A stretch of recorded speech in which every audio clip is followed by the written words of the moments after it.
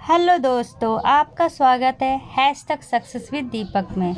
आज जो हम टॉपिक लेके आ रहे हैं उस टॉपिक का नाम है इलेक्ट्रॉन ट्रांसपोर्ट चेन। इसका दूसरा नाम ऑक्सीडेटिव फॉस्फराइजेशन भी है। इसमें होता क्या है, नाम से ही पता चल रहा है। इसमें क्या हो रहा है, एक चेन बन रहा है। देखिए चेन है, इस चेन में क्या हो रहा है, इलेक्ट्रॉन का ट्रांसपोर्ट हो रहा है। इसमें मेनली 5 कॉम्प्लेक्स बनता है। ठीक है, वहाँ जाने से पहले स्टार्टिंग का कुछ जानते हैं। सबसे पहले क्या होता है, जैसे कि ये हमारा सेल है। ठीक है, सेल के अंदर क्या है, माइटोकॉन्ड्रिया है। जैसा कि हमें पता है माइटोकॉन्ड्रिया डबल मेम्ब्रेन होता है। ठीक है, तो जो हमारा ग्लूकोज जो साइटोप्लाज्म में प्रेजेंट होता है, ग्लाइकोलाइसिस के प्रोसेस से वो बनता है पायरूवेट। ठीक है, पायरूवेट बनने के बाद ये एसिटाइल कोएंजाइम में चेंज होकर क्रेब्स साइकिल में चला जाता है, जो मेनली कहाँ होता है, माइटोकॉन्ड्रिया के मैट्रिक्स में।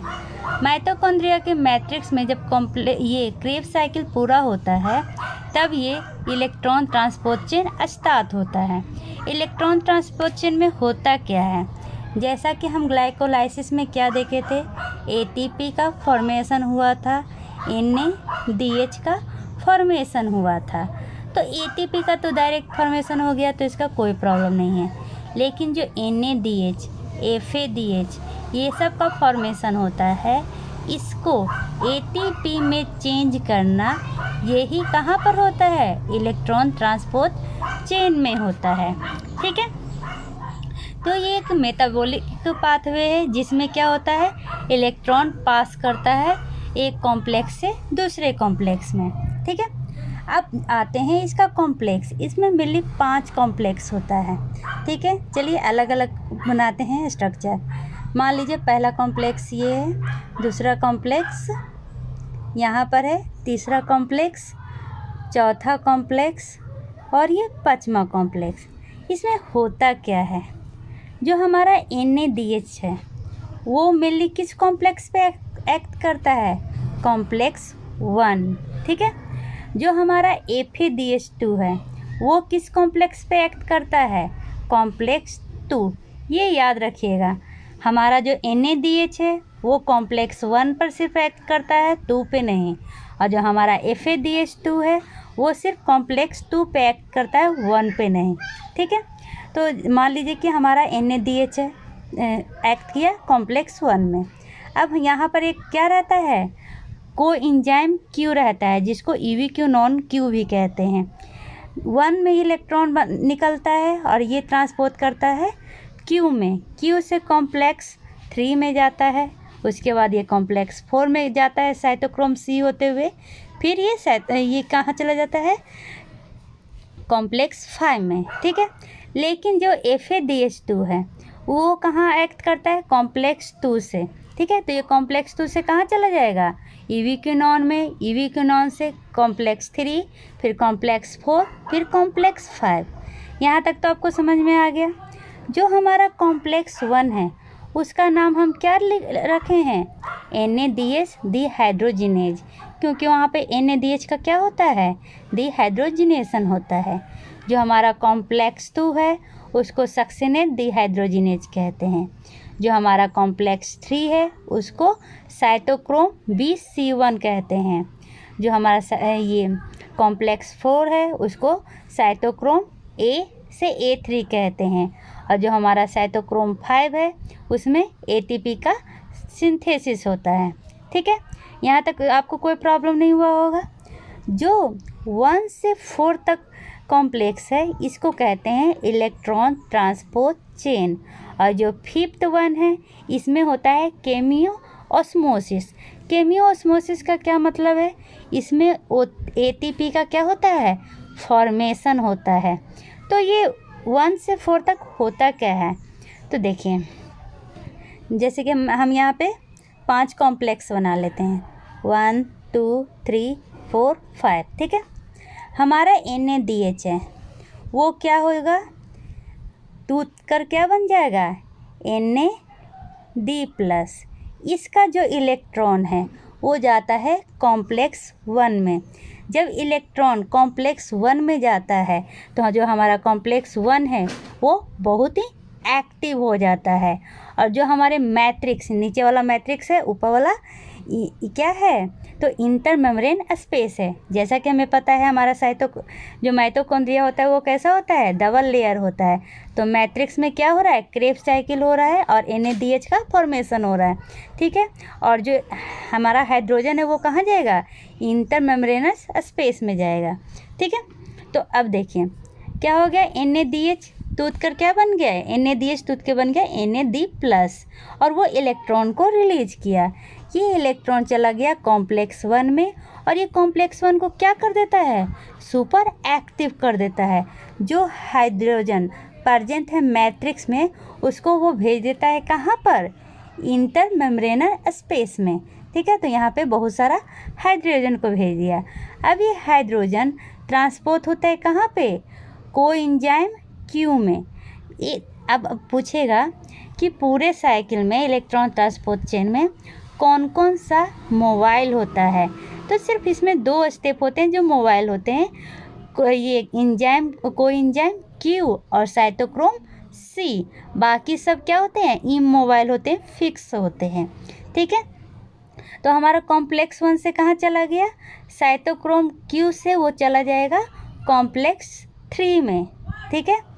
कॉम्प्लेक्स 3 में जाने के बाद फिर से एक और बनाती हूँ, क्योंकि जो साइटोक्रोम 2 है वो छोटा सा है, 1 2 3 4 5, ठीक है। तो NADH यहाँ पर इलेक्ट्रॉन दिया, यहाँ से Q होते हुए ये इलेक्ट्रॉन चला गया कहाँ पे, 3 में, 3 से ये 4 में चला गया। तो 4 में जाने से पहले ये किससे इंटरेक्ट करता है, साइटोक्रोम C से, ठीक है।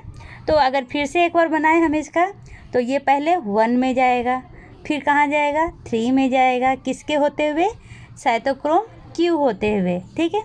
3 से कहाँ जाएगा, 4 में जाएगा, कैसे, तो साइटोक्रोम C से होते हुए, ठीक है।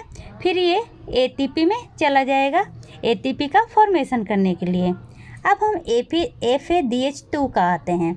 हमें पता है FADH2 कहाँ पे होता है, FADH2 साइटोक्रोम 2 को एक्टिवेट करता है, ठीक है। तो FADH क्या में टूट के बन जाएगा, FAD में, और ये इलेक्ट्रॉन रिलीज करेगा। इलेक्ट्रॉन कहाँ जाएगा, साइटोक्रोम 2 में जाएगा।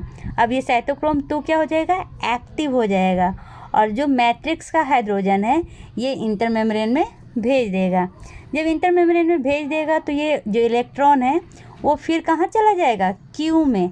इसका मतलब कि जो कॉम्प्लेक्स 1 है और जो कॉम्प्लेक्स 2 है दोनों अपना इलेक्ट्रॉन कहाँ भेजेगा, ये कोएंजाइम Q में भेजेगा, ठीक है। यहाँ तक समझ में आ गया। अब Q से फिर सेम प्रोसेस कॉम्प्लेक्स 3 में जाता है, फिर साइटोक्रोम C से कॉम्प्लेक्स 4 में चला जाता है, फिर ATP का सिंथेसिस होता है। यहाँ तक समझने में कोई प्रॉब्लम नहीं, ठीक है। अब ये ATP का सिंथेस कैसे होता है, अब मान लीजिए कि जो हमारा इलेक्ट्रॉन है वो कहाँ चला गया है, कॉम्प्लेक्स 4 में चला गया है। यहाँ से जो हमारा इलेक्ट्रॉन है डायरेक्ट ATP सिंथेज में नहीं जाता है, यहाँ से हमारा इलेक्ट्रॉन फिर से आ जाता है मैट्रिक्स में, जहाँ पर क्या प्रेजेंट रहता है, ऑक्सीजन। आपको पता है कि माइटोकॉन्ड्रिया क्या प्रोड्यूस करता है, ऑक्सीजन प्रोड्यूस करता है, ठीक है। अब जो ये इलेक्ट्रॉन है ये ऑक्सीजन को स्प्लिट कर देता है 2 पार्ट में, ठीक है। ये जो इलेक्ट्रॉन है वो क्या करता है, ऑक्सीजन को स्प्लिट कर देता है। यहाँ तक आप समझ गए। ऑक्सीजन स्प्लिट होने के बाद जो हम आपको पता है जो हाइड्रोजन है अभी ज़्यादा कहाँ पर है, इंटर मेम्ब्रेन स्पेस में, और नीचे में हाइड्रोजन कम है। तो ये आपको पता है कहीं पर भी हाई से लो में मूव करता है, तो यहाँ पर ऑटोमेटिक क्या होगा, बहुत सारा हाइड्रोजन ऊपर से नीचे आएगा और इस ऑक्सीजन के साथ कांटेक्ट करके क्या बनाएगा, H2O मॉलिक्यूल। तो एक ऑक्सीजन टूट के 2 ऑक्सीजन बना, ठीक है, और उससे कितने वाटर मॉलिक्यूल बनेंगे, तो 2 वाटर मॉलिक्यूल बनेंगे, ठीक है। यहाँ तक समझने में कोई प्रॉब्लम नहीं है। चलिए अब आगे देखते हैं, ठीक है। अब इसके बाद क्या होता है कि ATP, जैसे कि आपको पता है मैट्रिक्स में क्या प्रेजेंट होता है, ADP नहीं, मैट्रिक्स में प्रेजेंट होता है ADP। ये ADP ATP सिंथेस एंजाइम की मदद से चेंज हो जाता है ATP और फाइनली हमारा ATP का फॉर्मेशन हो जाता है।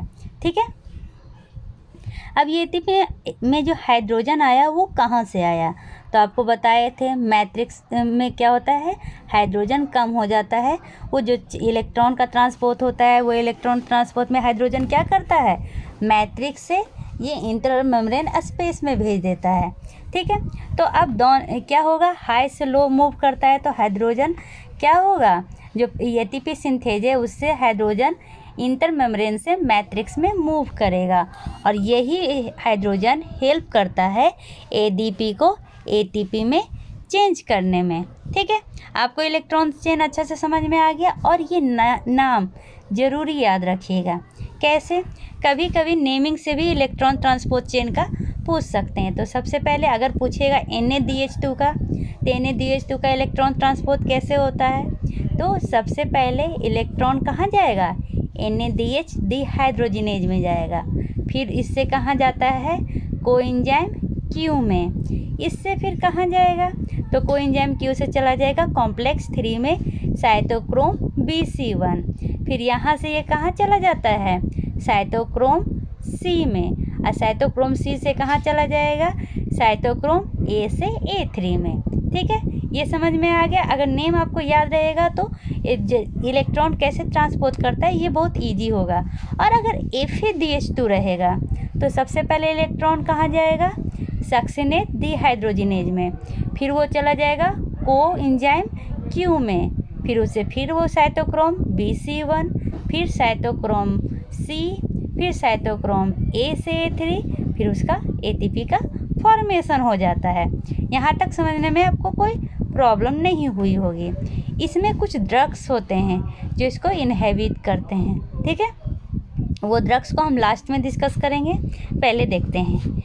NaDH2 क्या होता है, ऑक्सीडाइज करता है NaDH डिहाइड्रोजिनेज से, जिससे क्या होता है, इलेक्ट्रॉन ट्रांसपोर्ट होता है EV-क्यूनोन में, और उसके बाद ये मेनली होता कहाँ है, तो इनर माइटोकॉन्ड्रियल मेम्ब्रेन में होता है। ठीक है, अब FeDH2 ये ऑक्सीडाइज करता है किसके द्वारा, सक्सिनेट डिहाइड्रोजिनेज। ये सक्सिनेट डिहाइड्रोजिनेज कौन से कॉम्प्लेक्स में होता है, कॉम्प्लेक्स 2, और ट्रांसफ़र करता है इलेक्ट्रॉन किस में, तो EV-क्यूनोन में। ठीक है, ये जो प्रोसेस अभी बताया था वही प्रोसेस है।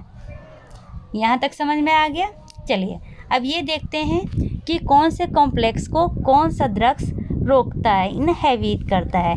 तो जो हमारा कॉम्प्लेक्स 1 है, ठीक है, कौन, जो हमारा कॉम्प्लेक्स 1 है उसको इनहेबिट करता है रोटिनॉन। क्या, ROTE, रोटिनॉन, इसको इनहेबिट करता है। ये याद रखिएगा, बहुत ही ज़रूरी है। जो हमारा कॉम्प्लेक्स 2 है इसको इनहेबिट करता है एंटीमाइसिन। कौन सा, एंटीमाइसिन, ये मेन है। और भी बहुत से होते हैं लेकिन ये मेनली क्वेश्चन में पूछे जाते हैं। जो कॉम्प्लेक्स 4 है उसको जो इनहेबिट करता है उसको कहते हैं साइनाइड को। ठीक है, और जो ये हमारा ये कॉम्प्लेक्स 5 है उसको इनहेबिट करता है ओलिगोमाइसिन। इसके साथ आपको इलेक्ट्रॉन ट्रांसपोर्टेशन बहुत अच्छे से समझ में आ गया होगा। अगर आ गया तो लाइक और सब्सक्राइब करना ना भूलें, और इससे रिलेटेड वीडियो देखने के लिए आप डिस्क्रिप्शन बॉक्स में जा सकते हैं। धन्यवाद।